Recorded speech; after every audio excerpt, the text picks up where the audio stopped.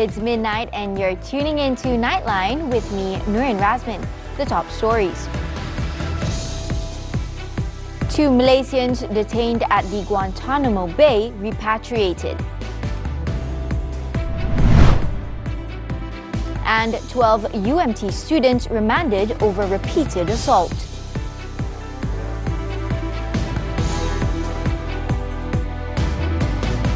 Good morning. The United States Department of Defense has repatriated 2 Malaysians who had been detained at the Guantanamo Bay detention camp in Cuba since 2006 to the Malaysian government. Home Minister Datuk Seri Saifuddin Nasution Ismail said that both individuals will undergo a comprehensive reintegration program which includes support services, welfare assistance and health screenings.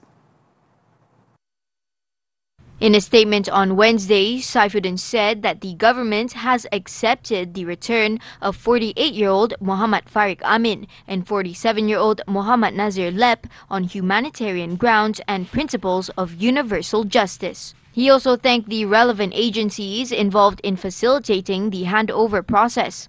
Farid and Nazir were arrested in Thailand in 2003 in connection to the Bali bombings that claimed 202 lives the year before. The pair were held by the US in Guantanamo Bay for 18 years and never faced trial until this year. Both men had pleaded guilty before a military commission to multiple offences related to the Bali bombings and were sentenced to confinement for approximately 5 years under a pre-trial agreement in June 2024. It was also recommended that they be repatriated to Malaysia to serve the remainder of their sentences. In the meantime, the family of one of the 2 Malaysian detainees said their prayers had been answered after hearing the news of the duo's repatriation to Malaysia. 60-year-old Najib Lep, who is Nazir's elder brother, also expressed his gratitude to the government for its efforts in bringing his younger sibling back to Malaysia. Kami tidak ada apa nak cakap, hanya bersyukur kepada Allah SWT dan terima kasihlah pada kerajaan.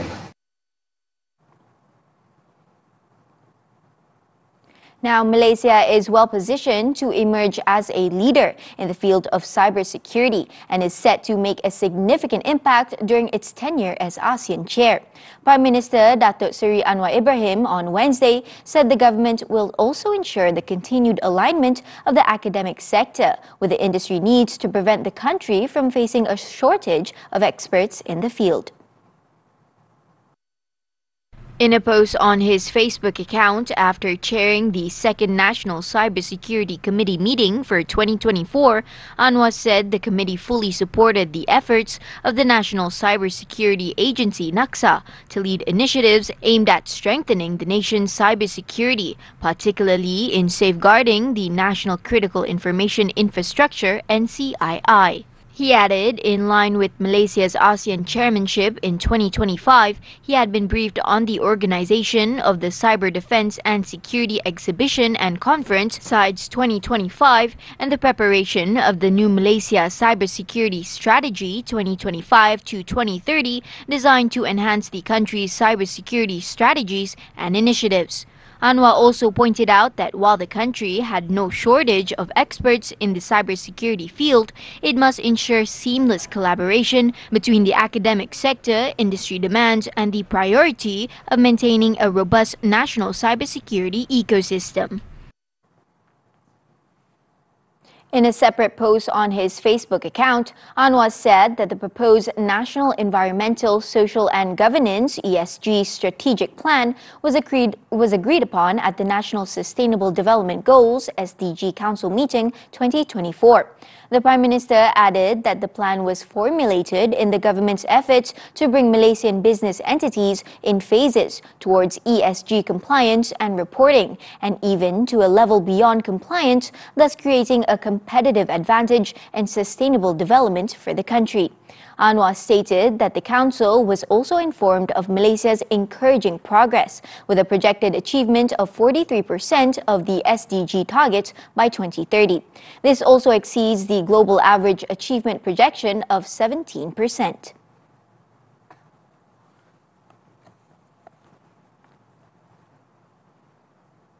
More than 50 Malaysians in Syria, including students, are reported to be safe following the collapse of the Bashar al-Assad government. Foreign Minister Datuk Seri Muhammad Hassan stated that the government currently has no immediate plans to repatriate them. Kita punya ordinary konsul kehormat kita, Dr. Samir, yang secara harian berhubung dengan Wisma Putra, berhubung dengan saya terus, ambil gambar, ambil video budak-budak kita dan pelajar-pelajar kita di sana dalam keadaan selamat. Muhammad said this to reporters at an event held at the Foreign Ministry in Putrajaya on Wednesday. He also said that the students are staying at their respective colleges and have sufficient food supplies. He added that Wisma Putra is closely monitoring the situation in Syria and expressed hope that the country's new government will uphold peace and security. Assad reportedly fled to Russia after his government was overthrown by the anti-regime groups who seized control of key areas including Aleppo, Idlib and Damascus earlier this month.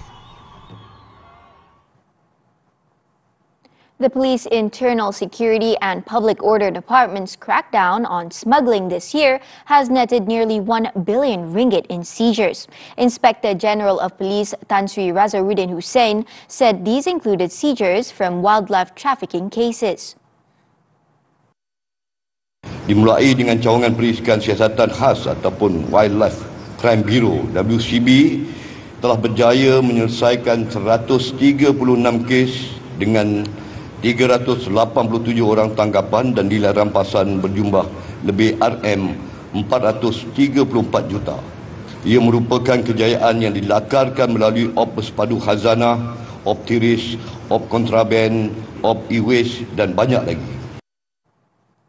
Razmyn was speaking at the department's monthly assembly on Wednesday. He added the General Operations Force has also been effective in combating smuggling, with seizures worth 279 million ringgit recorded this year. The Federal Reserve Unit also conducted 34 raids and made a number of arrests and seizures worth 37.1 million ringgit, while the Marine Police recorded 7,103 cases involving 210 million ringgit in seizures.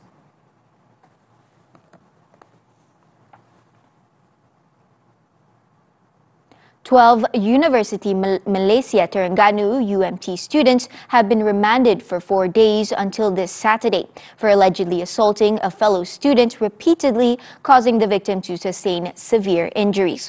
Acting Kuala Terengganu District Police Chief Superintendent Wan Muhammad Zaki Wan Ismail on Wednesday stated that all the suspects aged between 20 and 22 were arrested at 6 p.m. on Tuesday after police received a report from the victim's father on Tuesday.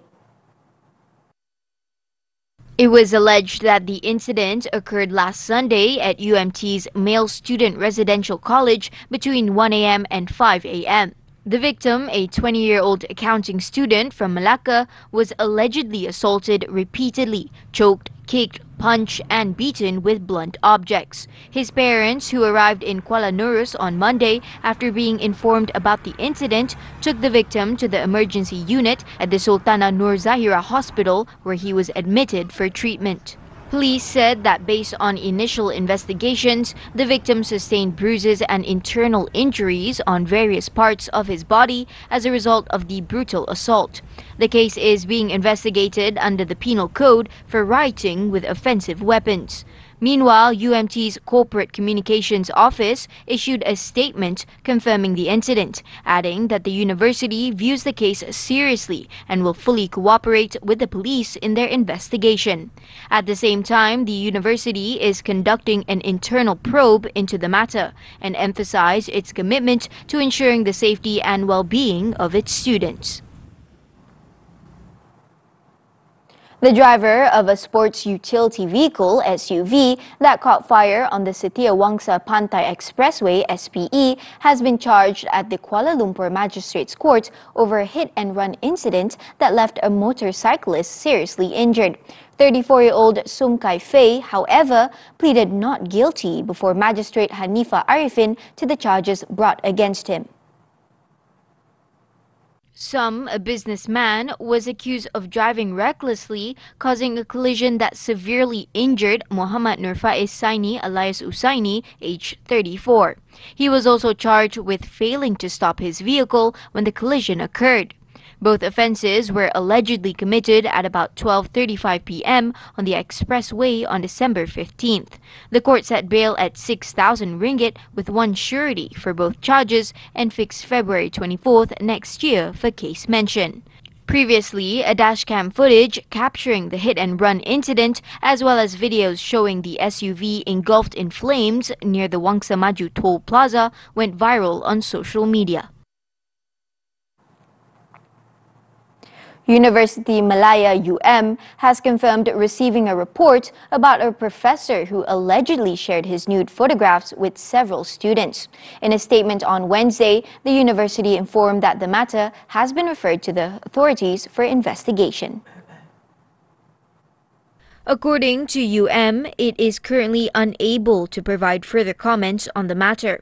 However, the university stated that it will continue to monitor developments in the case and is prepared to fully cooperate with the relevant parties to ensure the issue is handled appropriately. It was reported previously by several media outlets that the professor had allegedly shared pictures of himself in the nude with students and sexually harassed others.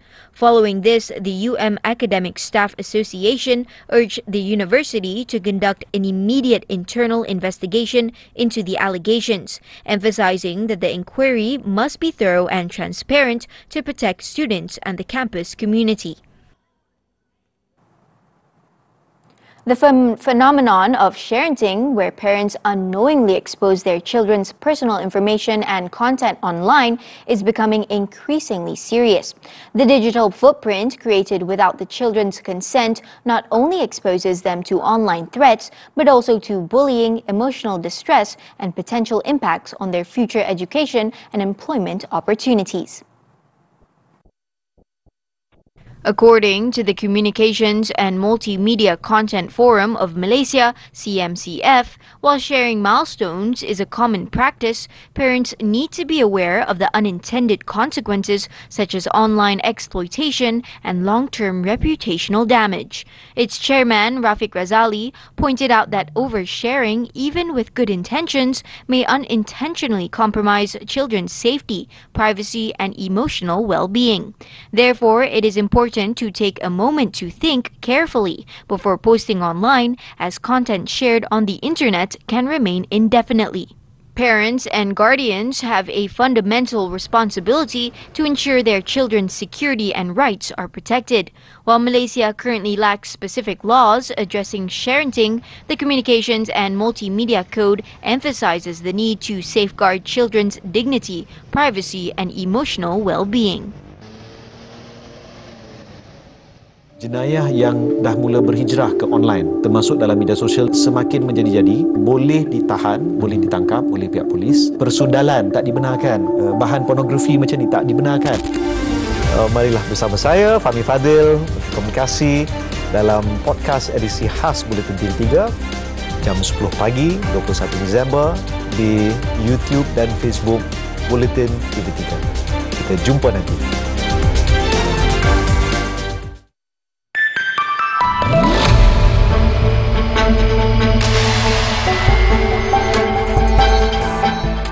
The government is looking to boost investments in the Oleochemical Sector in Sabah and Sarawak.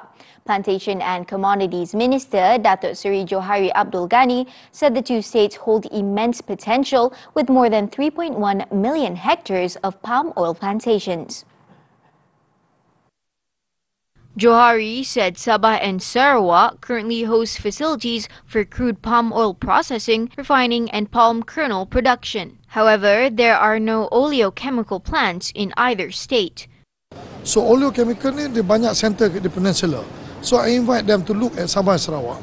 That is a potential place for them to set up one or two oleochemical plant where the supply of the feedstock is plenty dekat situ. So I think that is one of the thing that I propose to any investors. Tadi lepas saya bagi speech tu ada 2-3 orang datang bagi I card dia kena nak jumpa. They want to know more about this. Johari explained that Malaysia currently has 21 oleochemical plants in Peninsular Malaysia. Establishing oleochemical plants in Sabah and Sarawak would allow locally produced palm oil to be processed into high-value products without incurring high logistical costs, thereby increasing local industry revenue. Thailand's central bank left its key interest rate unchanged on Wednesday as widely expected after delivering a surprise cut at its previous meeting in October. The Bank of Thailand's Monetary Policy Committee voted to keep the one-day repurchase rate at 2.25% at its final meeting of 2024. It also maintained its 2024 economic growth forecast at 2.7% and kept its prediction for 2.9% growth in 2025.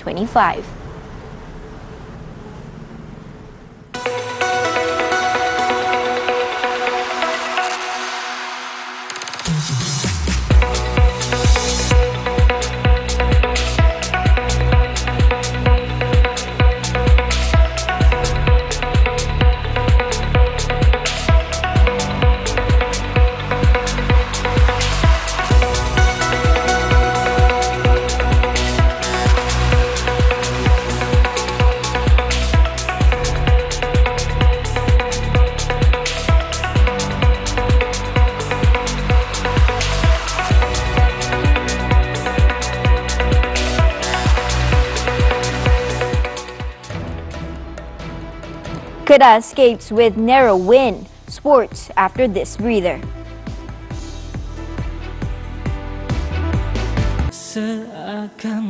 Cinta mudah dirasai, namun sukar dimiliki, menyimpan rahsia Tuhan yang menguji. Apa pun yang jadi, saya tetap nombor satu dalam hati awak. Aku tak nak kau jumpa manis lagi. Saya dengan manis itu berkawan. Hang takkan dapat manis. Cinta bukan milik kita. Mulai 19 Disember, Isnin hingga Khamis 10 malam.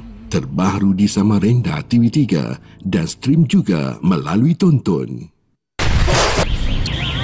Ibu tu dia tak sedar apa dia buat. Otak dia tu dah kena kawal. Kita kena selamatkan ibu. Tu, Dak. Macam ada yang tak kena dengan Dak ni. Dari luar nampak macam Dak, tapi dari dalam nampak ngakau hujung. Jadi Razdan tu, aku tahu siapa Razdan dan aku tahu siapa Dak. Kau kira tak? Squad X, Jumaat dan Sabtu 9 malam. Di Lestari TV3 dan stream sekarang melalui Tonton. Aku dengar kecoh anak buah Sarjan Osman. Kononnya budak tu pusher. Dalam PDRM ni, kita tak kira. Siapa yang bersalah, tetap bersalah. Undang-undang tetap undang-undang. Sumpah, balik tak buat dah kerja haram tu. Polis Peronda setiap Jumaat 10 malam di TV3 dan stream sekarang melalui Tonton.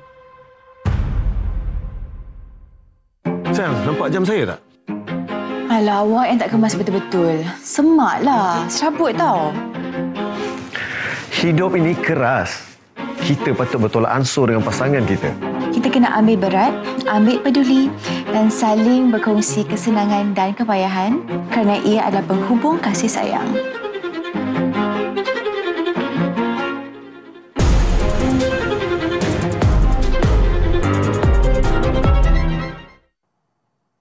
Sports now. Football, the Super League.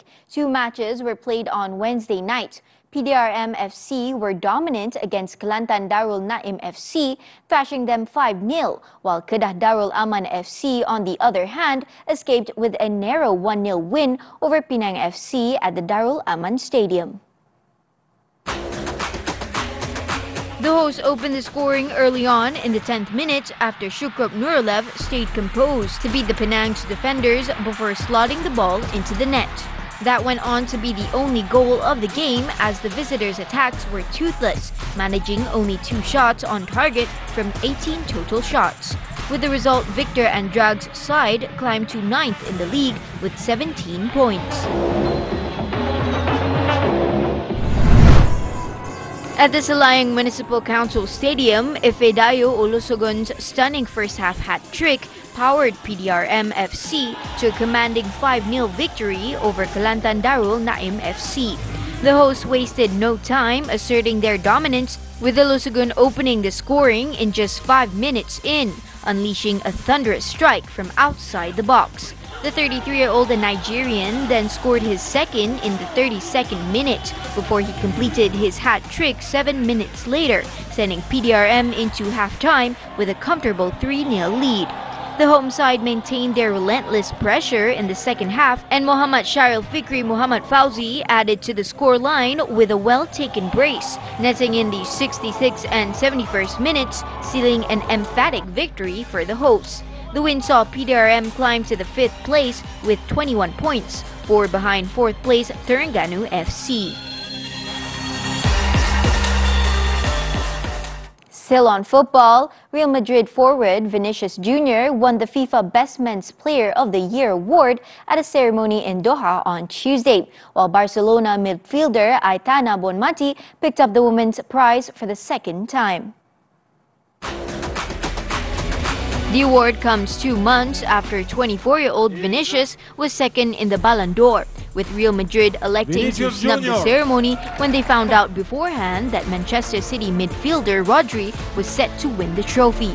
However, the Brazilian was this time on hand to collect the prize in person, as he is in Qatar with his club ahead of their Intercontinental Cup final clash with Mexico's Pachuca. In the Best Women's Player category, 26-year-old Bonmati picked up the award for the second year running, adding to the 2 Ballon d'Or trophies she already boasts. Meanwhile, Carlo Ancelotti clinched the Best Man's Coach award after guiding Real Madrid to yet another Champions League and Spanish La Liga triumph. Last but not least, Manchester United winger Alejandro Garnacho won the Puskás Award for the best goal of the year for his spectacular bicycle kick against Everton in the English Premier League in November last year.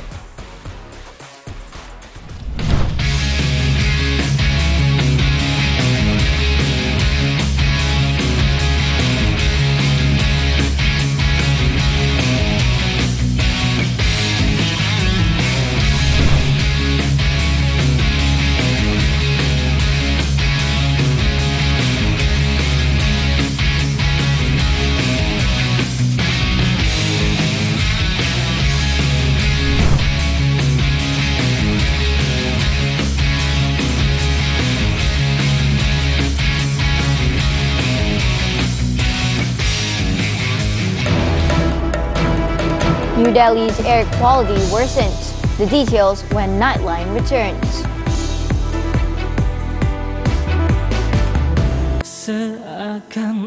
Cinta mudah dirasai, namun sukar dimiliki, menyimpan rahsia Tuhan yang menguji. Apa pun yang jadi, saya tetap nombor 1 dalam hati awak. Aku tak nak kau jumpa manis lagi. Saya dengan Manis itu berkawan. Hang takkan dapat manis. Cinta bukan milik kita, mulai 19 Disember, Isnin hingga Khamis 10 malam. Terbaru di Samarinda TV3 dan stream juga melalui Tonton.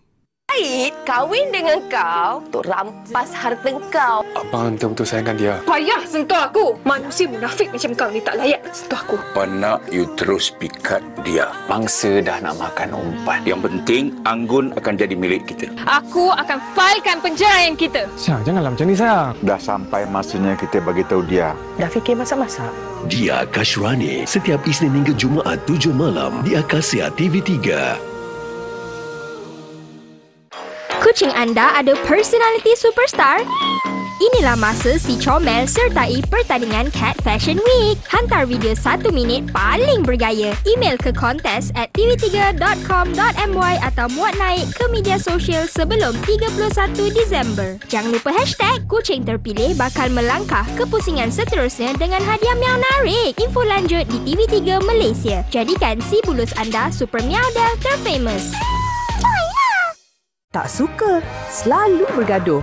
Awak dengar tak ni? Saya dengar. Apa yo? Tapi kenapa hati ni makin terikat? Tak cukup mesra kat store, sambung kat sini pula.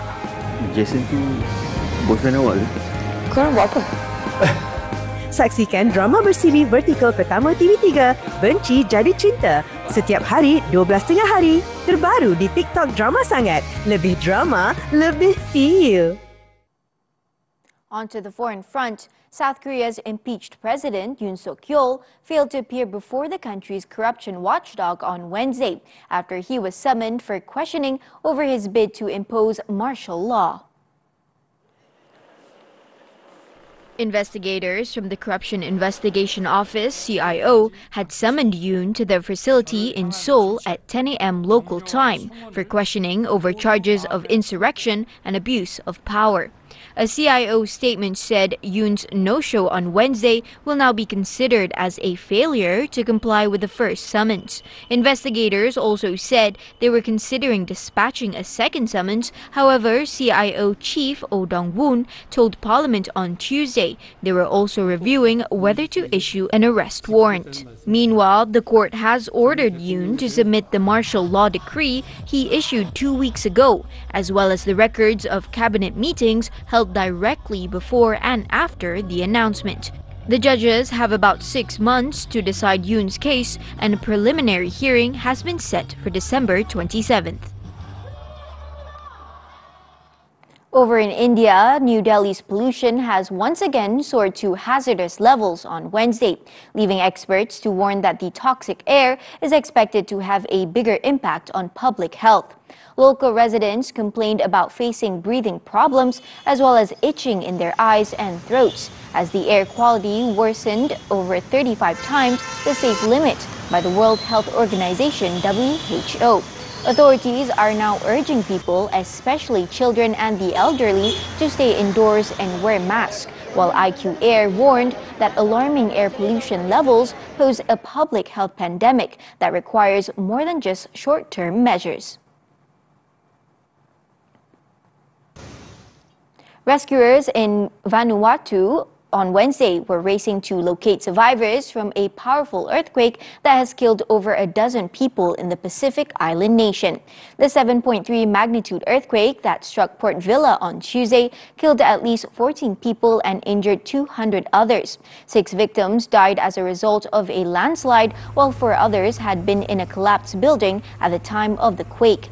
However, the death toll is expected to rise further.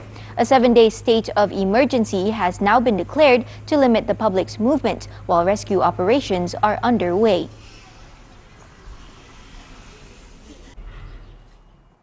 Israel, Hamas, and the international stakeholders were engaged in what is seen as the most serious talks in months over a potential ceasefire deal in the besieged Gaza Strip.